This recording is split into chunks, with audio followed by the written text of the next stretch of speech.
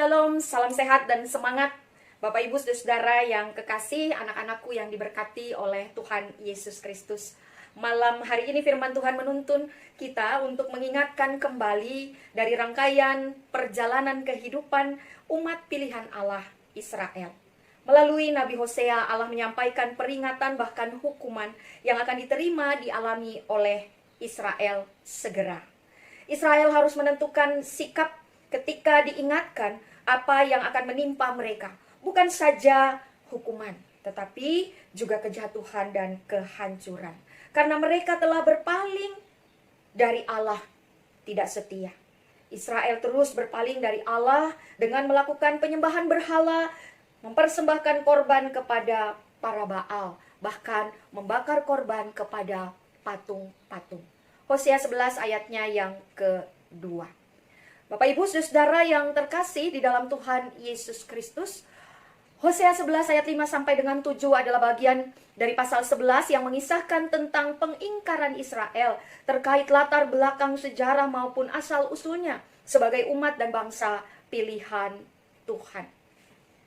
Ayat 5 menjelaskan tentang keputusan Tuhan untuk menghukum Israel. Nabi Hosea dipakai untuk menyampaikan bahwa akibat dari sikap dan tindakan Israel yang terus membelakangi Tuhan serta tidak mau bertobat, maka Tuhan akan membiarkan mereka kembali ke zaman pembuangan seperti pada masa lalu di Mesir. Mereka Tuhan perkenankan menghadapi bangsa Asyur yang bangkit menjadi bangsa besar dan juga berkuasa kuat dan akan mengalahkan serta menawan orang-orang Israel. Ditunjukkan bagaimana Tuhan tidak kompromi dengan kejahatan dan dosa Israel yang telah membelakangi Tuhan untuk menyembah dan setia kepada Baal.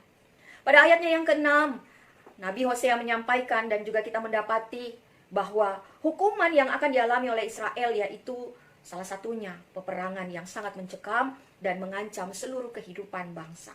Tidak ada seorang pun yang dapat menyelamatkan diri dari peperangan tersebut. Bahkan disampaikan kota-kota, benteng-benteng, dan pintu-pintu gerbang yang kuat dan juga kokoh sekalipun tidak akan mampu menahan serangan peperangan tersebut. Semua akan hancur dan akan dihancurkan, dimusnahkan. Setiap orang yang berusaha bersembunyi di benteng-benteng pun akan menghadapi kematian dengan cara dibunuh. Pada ayat yang ke-7, kita mendapati bahwa Allah menyatakan kekecewaannya terhadap Israel. Meskipun berita hukuman yang disampaikan, namun Israel yang sudah berulang kali diingatkan masih bertahan untuk tidak mau bertobat. Israel masih membelakangi Tuhan. Mereka tidak lagi meninggikan, memuji, setia kepada Tuhan. Dan lebih tertarik atau senang memanggil bahkan setia kepada Baal. Bapak Ibu Saudara yang terkasih di dalam Tuhan Yesus Kristus. Dari keseluruhan ini kita mendapati bahwa sekalipun Tuhan memberikan hukuman, maka tetap nyata kasih Tuhan yang mengingatkan. Bagaimana Tuhan bertindak sejak awalnya. Tuhan memanggil dan membawa Israel keluar dari Mesir yang adalah negeri perbudakan ke Kanaan, tempat perjanjian. Bahkan Allah menyediakan perlindungan dan makanan. Allah bertindak dalam sejarah kehidupan Israel sejak awalnya. Begitu juga Allah bertindak dalam sejarah kehidupan orang percaya sejak awalnya. Dalam kehidupan pribadi, dalam kehidupan keluarga rumah tangga, dalam persekutuan dan kehadiran gereja, jemaat, bahkan dalam bahagian dunia ini sebagai orang-orang percaya dan anak-anaknya. Allah memanggil mereka, Allah yang mengajarkan mereka untuk bisa meneruskan perjalanan mereka, perjalanan hidup mereka. Nabi Hosea menggambarkan bentuk-bentuk perilaku yang sepertinya dilakukan oleh manusia, oleh Allah, agar mudah dipahami oleh akal manusia. Nabi Hosea menunjukkan hubungan layaknya seorang bapa kepada anaknya untuk menyatakan kasih Allah yang tanpa batas bagi umatnya. Mengasihi ketika Israel muda, terus memanggilnya, mengajarnya, bahkan mengangkat di tangannya, merangkul, menarik mereka dengan tali kesetiaan dan ikatan kasih. Hosea 11 ayatnya yang ke-14. Nabi Hosea menunjukkan pada ayat yang kelima tanggapan Israel terhadap kasih Allah. Mereka menolak untuk kembali, lebih suka berkhianat, lebih suka membelakangi. Nabi Hosea menunjukkan Allah tetap mengasihi, bahkan Allah tidak mau menyerah. Allah tidak mau membiarkan umatnya satu pun ada dalam kesalahan dosa. Allah ingin memperbaiki kehidupan manusia dan orang percaya. Allah menunjukkan belas kasih-Nya. Tuhan sendiri berjuang. Tuhan terus-menerus memanggil umatnya untuk kembali sadar, menggunakan kesempatan yang Allah berikan kepadanya kembali. Meskipun umat Allah begitu menyakiti hati Allah, tetapi kasih-Nya tidak berkurang, apalagi berubah. Kasih Allah tidak berubah. Nah, Bapak Ibu Saudara yang terkasih, kita semua mau mengasihi, mau taat kepada Tuhan. Tapi kita merasa kita melakukan apa yang bukan menjadi kasih dan ketaatan kita kepada Tuhan maupun sesama. Kita mau dikasihi, mau mentaati dan setia mengikuti yang menjadi kehendak Tuhan. Tetapi ketika ada hal-hal berat, sulit menghampiri dan menjadi bahagian hidup kita, kita menjadi tidak sabar, merasa sangat sulit, berat.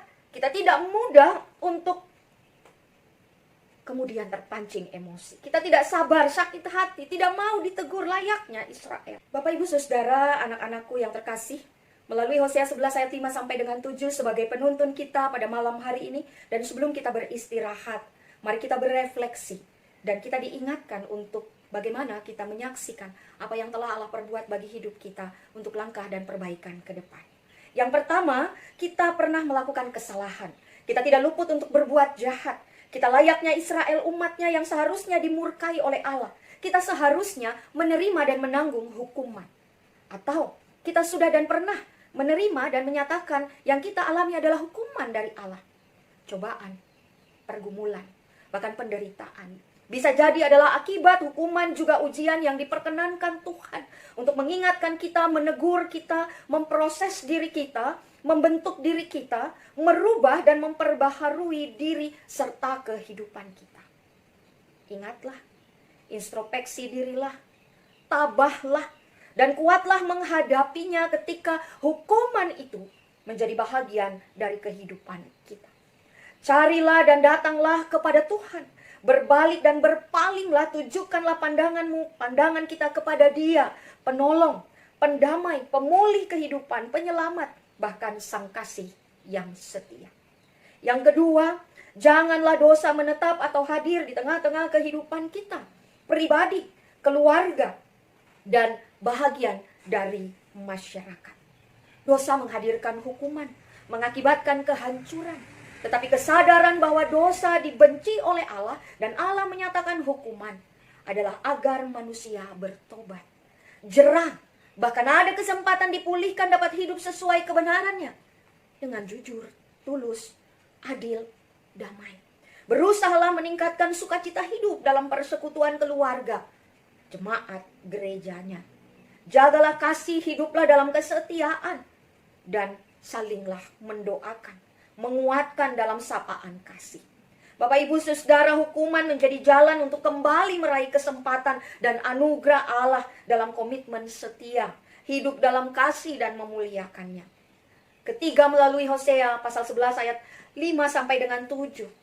Menyaksikan bagi kita, mengalami hukuman walaupun untuk maksud yang baik adalah sesuatu yang tidak mudah dipahami, bahkan tidak mudah untuk diterima. Terlebih ketika kondisi pada saat ini, di tengah-tengah pandemik ini, kita diingatkan tetaplah bersemangat, berusaha, berjuanglah, upayakanlah yang bisa diupayakan dengan jalan dan langkah yang terbaik. Bertahanlah, berdoa, berjaga untuk tetap waspada dan meyakini Tuhan Yesus Juru Selamat menjamin, memelihara, tetap mengaruniakan kebaikan-kebaikannya dan mempersiapkan pertolongannya bagi kita mengatasi segala sesuatu, bahkan yang terberat sekalipun. Jangan ragu, jangan ikut-ikutan panik atau melakukan hal-hal yang tidak tepat yang kita tahu akan mendatangkan murka Allah, hukuman Allah. Yang keempat, mengingat kasih setia Tuhan berarti berani menghadapi kenyataan bahwa tidak ada hal yang baik di luar Tuhan. Berani keluar dari zona nyaman yang bersifat sementara, mungkin relatif, dan tidak pasti. Mengenal dan hidup takut akan Tuhan menjadi upaya kita semua menjaga keutuhan hidup. Kalau kita hidup dan mengenal Tuhan, maka kita akan menjaga kasih dan setia Tuhan untuk tetap hidup dan tinggal dalam kehidupan kita, keluarga kita, sekitar kita. Jagalah keutuhan hidup yang mendatangkan ketenteraman, sejahtera, bahkan penuh berkat. Hiduplah terus di dalam kasih setianya. Hiduplah terus di dalam kesetiaan yang terus-menerus dalam setiap anugerah Tuhan dalam kehidupan kita. Jangan jauh daripada Tuhan, apalagi berpaling dan membelakannya. Carilah terus anugerah dan sayangnya yang akan terus memampukan kita dalam menjalani hari-hari kehidupan kita. Tuhan memberkati kita semua. Amin.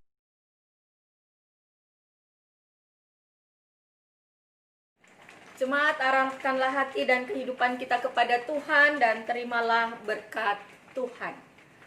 Tuhan menyertaimu hari ini, menyentuh hidupmu dengan damai. Tuhan memberkati hatimu dengan kasih dan kesetiaan. Tuhan menghiburmu, besertamu, dan memberkati kita semua dengan sukacita. Amin.